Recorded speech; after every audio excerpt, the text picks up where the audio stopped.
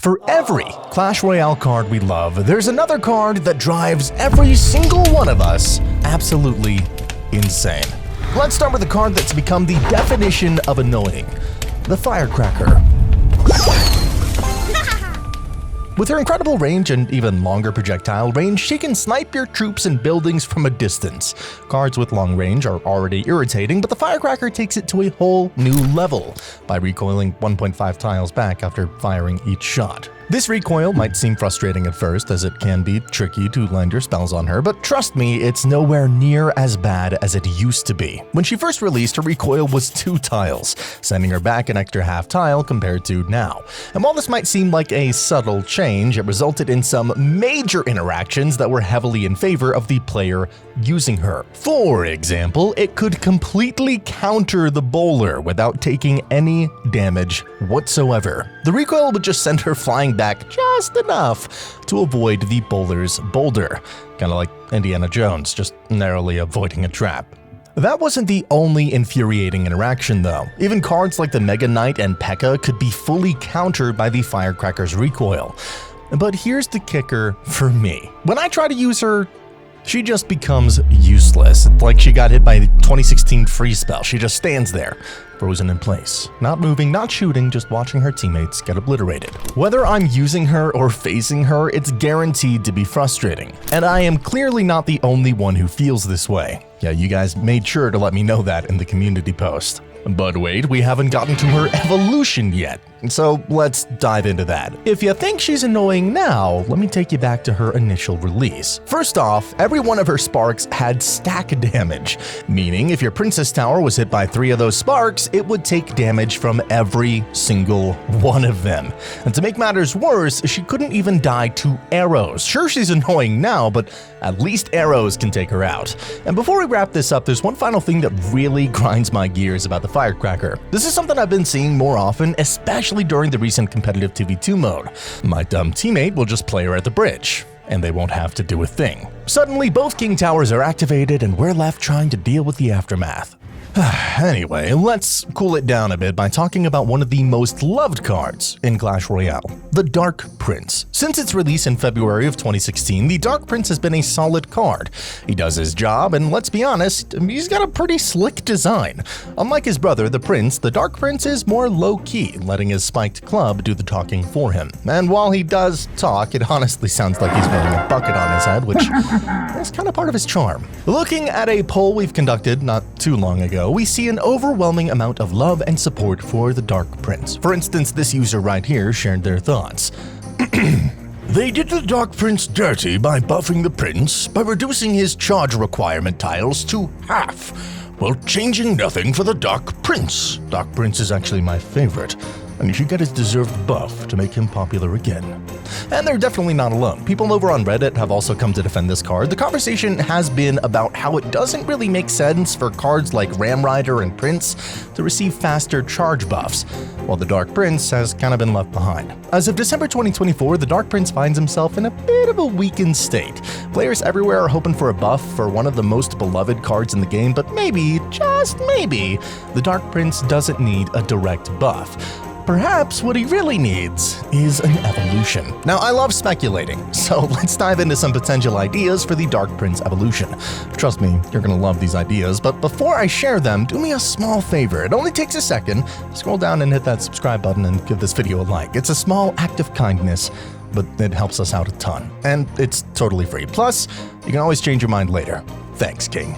Now, one Reddit user came up with an interesting concept. Here is what they proposed. They believe that the Dark Prince evolution should follow a 2-cycle process. The card would still serve as a support unit, but with a more defensive playstyle overall. The evolved Dark Prince would bring some fresh dynamics to the game, potentially helping other deck types like Bridge Spam or Double Princes make a resurgence in the meta. Here's how they envisioned the evolution. First stage. The Dark Prince would still be on his horse with a shield in one hand, and he would maintain his ability to charge and double his damage, like he currently does. No changes would be made to his stats at this point, just like a straightforward progression. Second stage. In this stage, the Dark Prince would still be mounted on his horse, but now without his shield. He would continue to charge and double his damage. Think of it like how the evolved royal recruits work. However, the user suggested that the Dark Prince's hit points could be reduced by 15% to balance things out.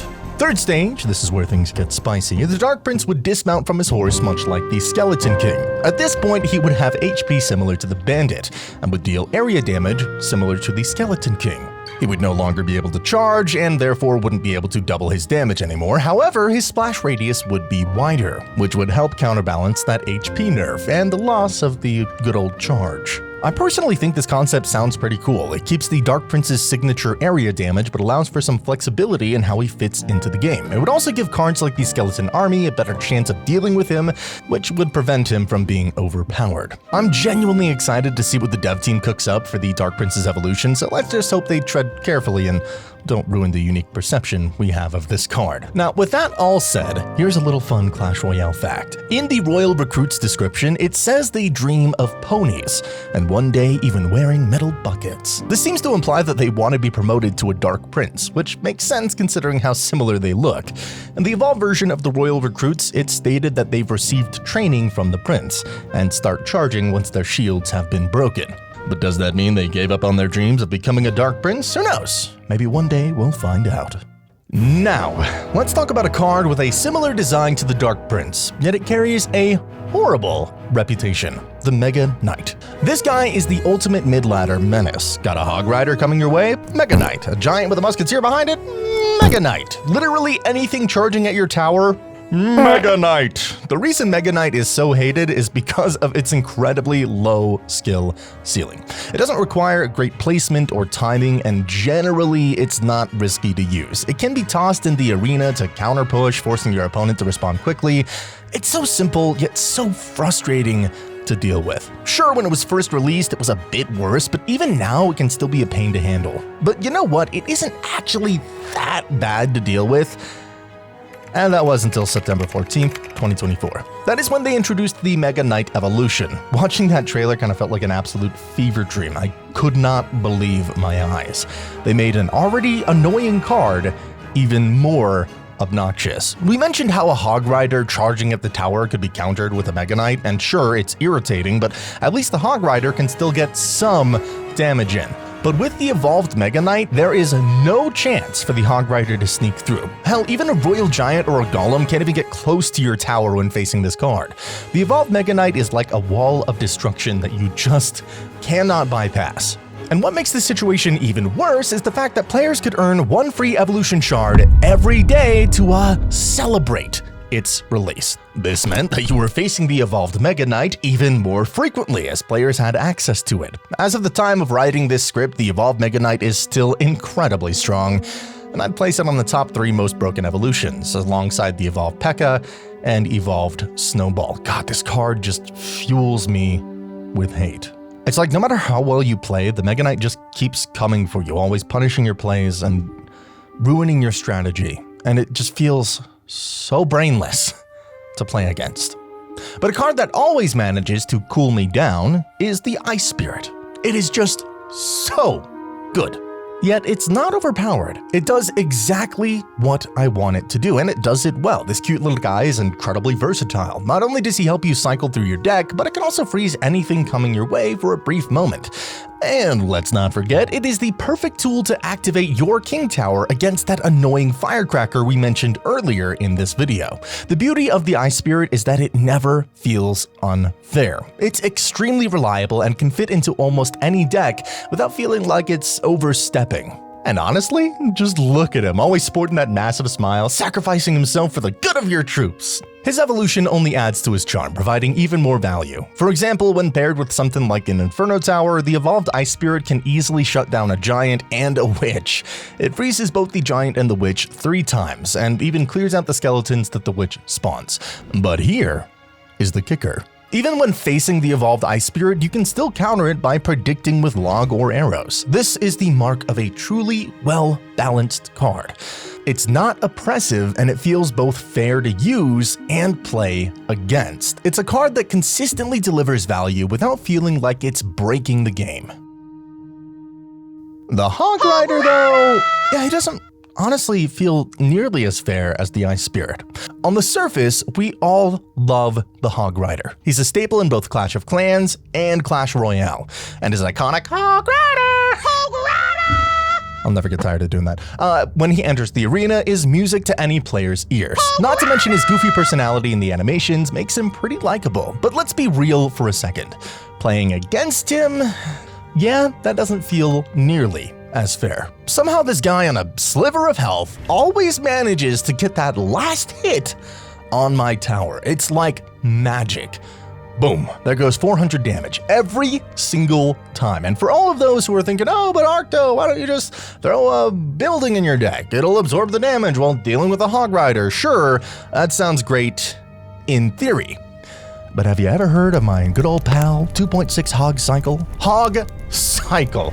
That deck will just outcycle my building over and over and over and over and over again, landing these pesky hits on my tower every single time. It's like they've mastered the art of never letting me recover. You can put up all the defenses you want, but 2.6 Hog Cycle does not care. It just keeps cycling and throwing that hog at your tower. Honestly, 2.6 Hog Cycle might just be a topic for a whole other video because that strategy has some serious staying power. Alright, now, let's talk about one of the most reliable and cost-effective cards in the game. The Knight. This card is the perfect example of balance in Clash Royale. It may never break the meta, and don't worry, we're not going to get into the evolved Knight, but it is always a consistent part of the meta. Whether you're running Logbait, Siege, or Hog Rider decks, honestly, you have to try your absolute best to hate the Knight. What makes the Knight so great is that he doesn't rely on any strange gimmicks or over-the-top interactions. He just does his job. He's there to tank damage while dishing out some damage in return. Whether you're dealing with swarm units or tanks, the Knight can hold his own. And at just 3 elixir, it's nearly impossible to overcommit when using him for either defense or offense. The reason we love the Knight so much is because he doesn't have any fancy abilities or complicated mechanics to master. He's a straightforward bruiser. This simplicity is what makes him so accessible to players of all skill levels. At the same time, his straightforward nature provides depth for advanced strategies, allowing experienced players to maximize his value in creative ways. Whether you're a beginner or a pro, Knight always has something to offer. You can barely see its HP bar anymore. You're sure it won't even get a hit on your tower. And then, boom! Nearly 1,000 damage on your tower. What card am I talking about? Well, it is the Balloon. It's happened so many times where I am confident the Balloon will be taken out in time. But somehow it still sneaks in that hit, or worse, my opponent has been holding onto a freeze spell for the last 4 minutes just waiting to lock me out. Whether you don't have the right counters in your deck or if your air defense is just a little lacking, the Balloon can be one of the most infuriating cards to deal with, and even if it doesn't get a direct hit, you can always count on that death damage from the Balloon's bombs. That's still painful, even if you think you've successfully dealt with it. But things only get worse when the Balloon is paired with Lumberjack, creating the nightmare combo of a Lumberloon. The Lumberjack runs in front of the Balloon, tanking all the hits from both the Princess Tower and enemy troops. Upon his death, he drops a rage spell for the Balloon, which boosts its speed and makes it even harder to stop, and in no time, that Balloon is speeding towards your tower, dropping bombs at an unbelievable rate. Now, with the right cards and the right timing, you can deal with Lumberloon quite well, especially if you're prepared for it. But here's the thing. Lumberloon players aren't your typical opponents. I'm convinced they actually turn off their brains before launching Clash Royale. Seriously, like I can hear the click of a light switch. This results in them playing this combo immediately at the start of the match. And if you don't have a building or proper counter in your hand, well, say goodbye to your Princess Tower. The Balloon in general is just one of the most irritating cards to play against, especially when you don't have the right deck to handle it. The death damage is frustrating, and when paired with the Lumberjack, it can feel downright impossible to counter. Now, I think we can all universally agree that Larry is one of the most beloved cards in Clash Royale history. And when I say Larry, I am of course talking about those trusty 1 elixir skeletons. Similar to the Ice Spirit, they're great for cycling through your deck quickly, and they can be an absolute lifesaver when you need to distract an enemy on defense. Larry's versatility is what makes him shine. He's always there when you need him. For example, if a prince is charging toward your tower, Larry steps in to disrupt that charge. He can also apply pressure against the cannoneer all on his own, forcing your opponent to react. And when paired with an Ice Spirit, Larry can help activate your king tower against the Mega Knight. Now that is a clutch play. What's really amazing is that he's just 1 elixir. Can you really overcommit with that? It's practically impossible not to get a positive elixir trade. Larry can fully counter a mini pekka, which costs 4 elixir by the way, without breaking a sweat, resulting in a +3 elixir trade. For just 1 elixir, he's got some pretty insane DPS as well. At level 15, each of Larry's skeletons deal 119 damage, which means they dish out a whopping 357 damage per second when left alone. That is no joke. If your opponent doesn't zap them away, or if their support troops are distracted, those skeletons can put in some serious work.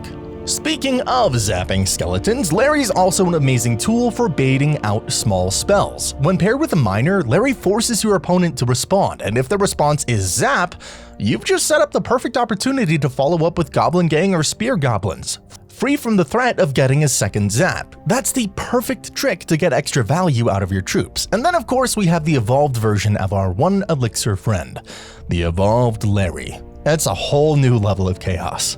With the 4th skeleton popping up and multiplying with every hit, the evolved version brings even more value to the table. Sure, not everyone loves the evolved Larry because at times it can be a little overpowered, but personally, I'm all for it. The purple eyes and that snazzy hat fit him perfectly, and I think he looks awesome, a total upgrade from the regular Larry. However, something a little less awesome and definitely more frustrating is a different type of skeleton, the bomber. Now, before you hop down to that comment section and start berating me for picking this, let me clarify something. I'm not talking about the regular bomber.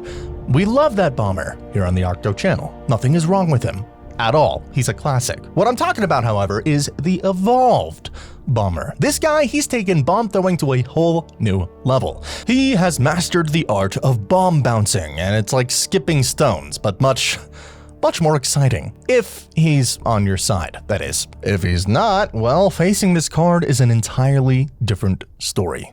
And it is unbelievably frustrating. One small misstep and suddenly you've lost a third of your tower.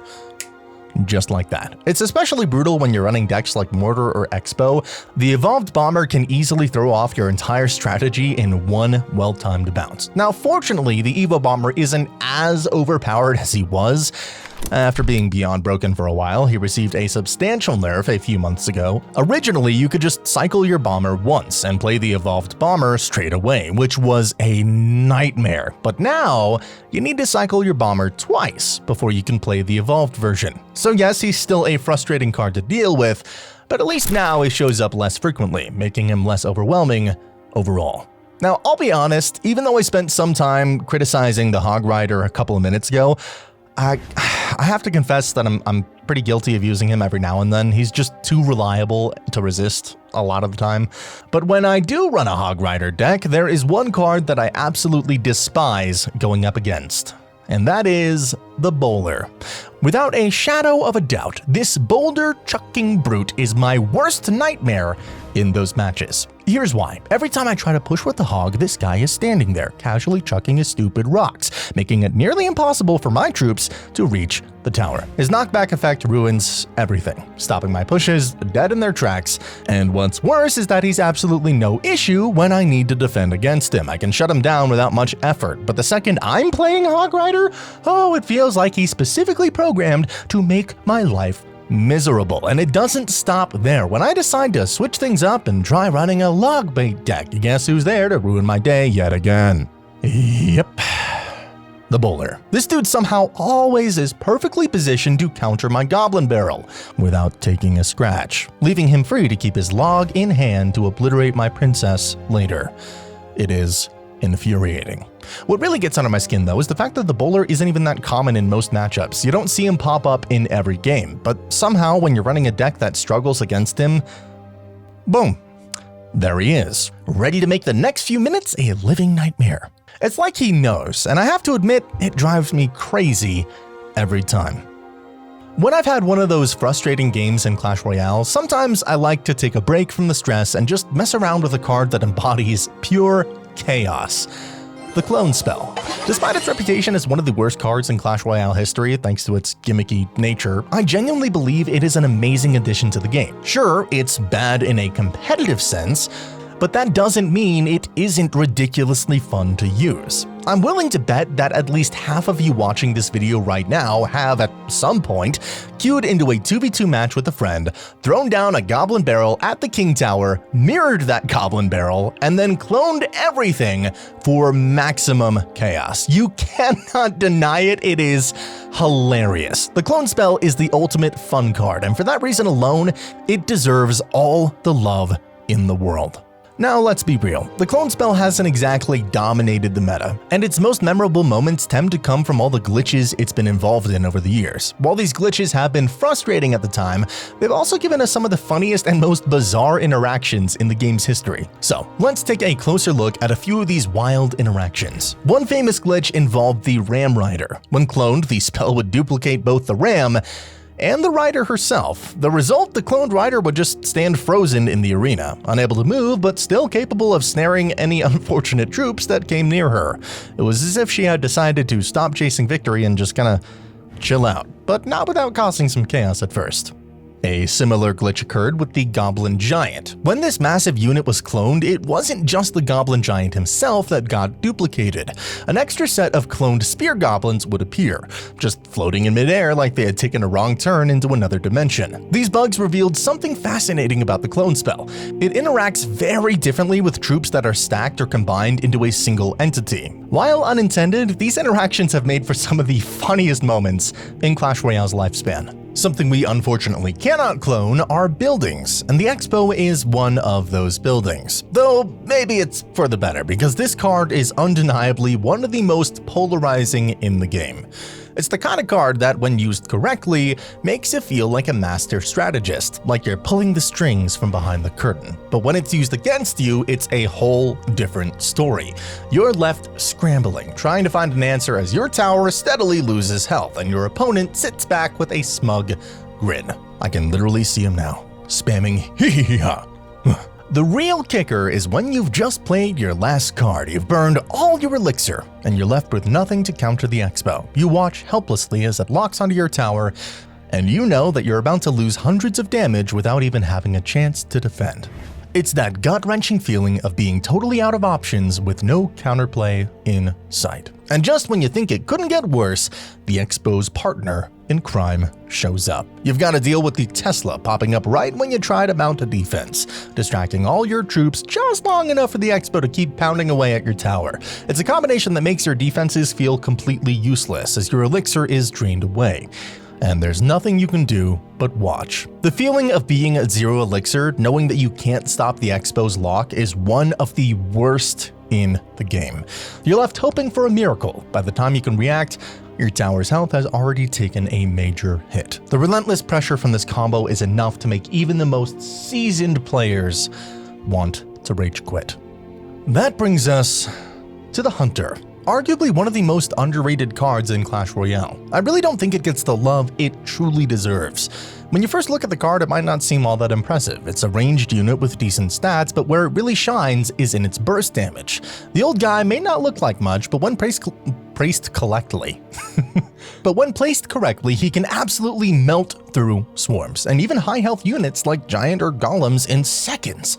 The unique feature of the Hunter is its shotgun-like attack range. It fires a wide cone of damage up close, which makes it incredible at dishing out massive DPS when enemies get too close. This makes the Hunter excellent at dealing with swarms of troops, especially when they're packed together. One thing I love about this guy is how he's able to counter the Lumberloon that we spoke about earlier. He takes 2 hits from the Lumberjack and the Lumberjack is gone. Next victim, the Balloon. It'll be ripped to shreds when it's at close range, and the same goes for Lava Hound. He deals the damage of a pekka to the Lava Hound, and when the Hound pops, he can take care of the tiny lava pups with ease. Despite its clear potential, the Hunter's often overlooked in favor of other cards, but I honestly think it's one of the most reliable and versatile cards in the game. It can defend against high health tanks, apply solid counter push pressure, and provide utility in both offense and defense. The fact that it can absolutely shred through enemy troops at close range while also dealing decent damage from a bit further away makes it such a valuable asset in many decks. It's just a matter of finding the right positioning, and once you do, the Hunter can single-handedly turn the tide of a match. It's a card that definitely requires a bit of finesse to master, but once you do, it becomes a lethal tool in your arsenal. So next time you're considering your deck composition, maybe try out the Hunter. The Freeze Spell. A card so simple in concept, yet so infuriating in execution. It's one of those cards that can flip the tide of battle in an instant, often leaving players feeling powerless and downright frustrated. The reason so many players hate Freeze is its ability to completely shut down any counterplay. You've got the perfect defense ready to stop that Hog Rider or balloon push, and then bam. Freeze is dropped, and you can only watch helplessly as your tower takes a massive chunk of damage. It's not just a game changer, it's a game stopper. Quite literally. What makes Freeze even more irritating is how it punishes good defense. Clash Royale is a game about strategy and elixir management, but Freeze often feels like it bypasses both. You've spent 10 elixir carefully building your defense, and suddenly it's frozen in place, unable to do anything while the enemy push goes unchecked. Even worse is when it's paired with high damage units like the Balloon or Lumberloon combo, as I briefly mentioned in the Balloon section earlier. A well-timed Freeze can guarantee a tower hit or even outright destruction when you thought you had everything under control. The unpredictability of Freeze adds another layer of annoyance. Many decks don't reveal Freeze until the perfect moment, often in the final minute of the game, and when you're expecting it least. And don't even get me started on how Freeze can be used offensively and defensively. From stopping a big push to clutching a tower race in overtime, it's a card that always feels unfairly versatile. In short, Freeze's ability to render your troops useless and flip matches on a whim makes it one of the most hated spells in Clash Royale. It's a card that you can never truly prepare for, and that's what makes it so maddening. The Mini Pekka. A pint-sized powerhouse that's won the hearts of Clash Royale players everywhere. There's just something undeniably satisfying about watching this tiny yet mighty warrior chop through everything in its path. For only 4 elixir, the Mini Pekka offers incredible value, capable of taking down high health tanks like the Giant or Golem and shredding through support troops in a single swing. It's a card that demands respect and can single-handedly turn the tide of a match when used correctly. One of the reasons people love the Mini Pekka is its versatility. It's not just a defensive tool, it's also a fantastic offensive threat. Pair it with a cheap tank like the Ice Golem or a utility card like Zap, and you've got a push that can threaten even the sturdiest of defenses. Its ability to dish out insane damage makes it a card that feels rewarding to play. Land one hit on the tower and you're instantly smiling as the enemy scrambles to recover. Beyond its utility, the Mini Pekka's charm lies in its personality. From the adorable pancakes soundbite to its playful design, it's hard not to root for this card. So here's a fun fact. The Super Mini Pekka spawns a pancake every time it kills an enemy troop, and every 5 seconds passively. This pancake heals allies around him. How incredibly nice of him to share his pancakes. Unlike the Mommy Pekka, the Mini Pekka doesn't feel overpowered or oppressive. It's just balanced enough to be effective without being unfair. That's a rarity in Clash Royale, and one of the reasons why it is such a fan favorite. Whether you're stopping a Hog Rider in its tracks, countering an Electro Giant, or sneaking in a few devastating hits on the enemy tower, the Mini Pekka always feels impactful. It's a card that brings both power and fun to the arena, earning its place as one of the most beloved troops in the game. Definitely don't sleep on the Mini Pekka. And you know what else you shouldn't sleep on? The history of Clash Royale's most underrated card, the Cannon card. This card has gone through some crazy changes, yet it still hasn't caught many players' attention. Make sure to check it out. I'll see you there.